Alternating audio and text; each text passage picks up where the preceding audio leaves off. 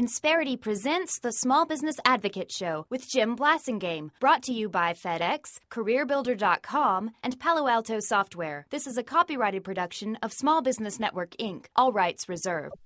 Happy anniversary, baby, got you on my mind. Happy anniversary, baby, got you on my mind.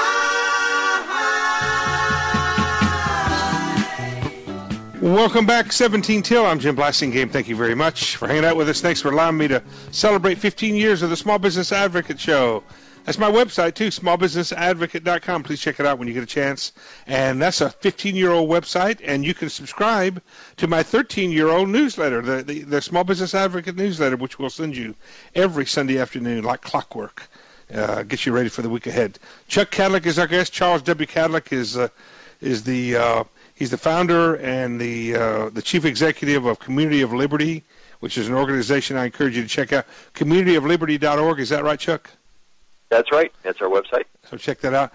And he also writes for Forbes.com. Folks, so check his column out there and follow him. Hey, Chuck, in the previous segment, you were talking about some of the different prices of commodities, of things 15 years ago when I started doing my show.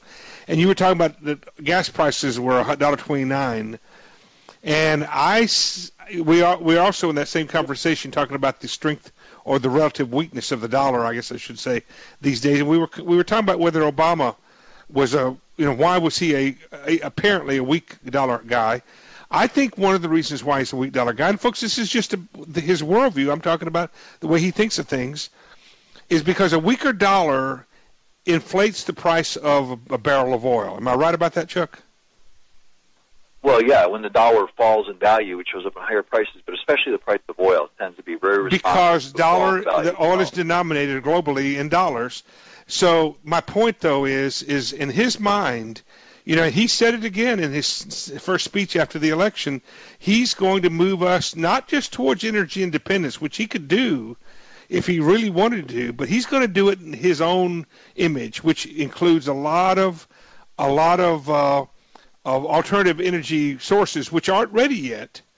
But Chuck, you and I both know those only work with high carbon costs, right? I don't know what you mean by high carbon costs. Well, in other words, solar doesn't work unless it costs a lot for oil and gas.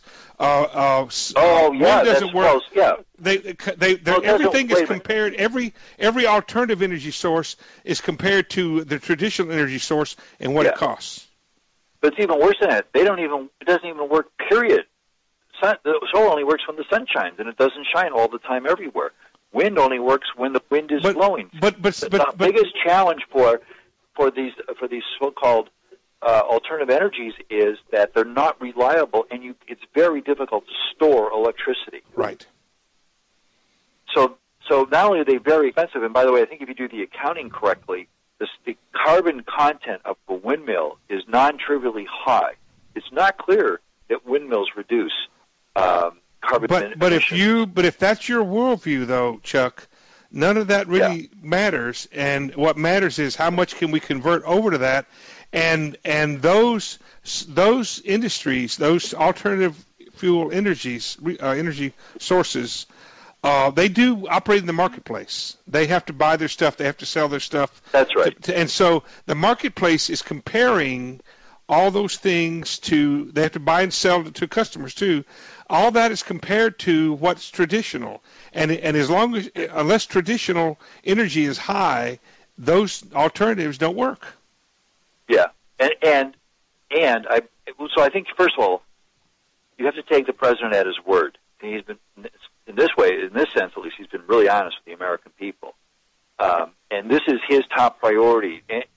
Oil is really in the way of his priority. Natural gas is phenomenal. He's trying to figure out ways. His EPA is clearly working to try to slow the development of the natural gas. That's right. But he's going to end up chasing his tail because you need energy to produce solar, cells. You need energy to manufacture windmills. So he's using carbon-based energy. People are using carbon-based energy to produce the very things so the cost of them is going to go up most likely as well. Right. Well, just like this what's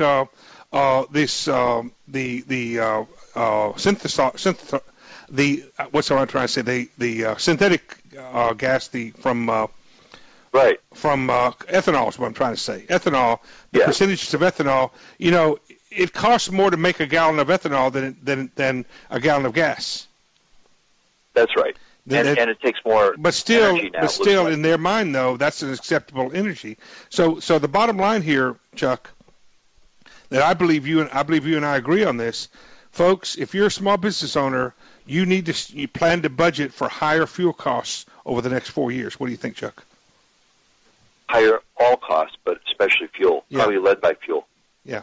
Yeah. Relative price of fuel probably go up more than other things. And unfortunately, Chuck, it's important, except in spite of all of the President's efforts and the Environmental Protection Agency's efforts, the abundance of natural gas that we've discovered under the ground with these new technologies may overwhelm that. Yeah.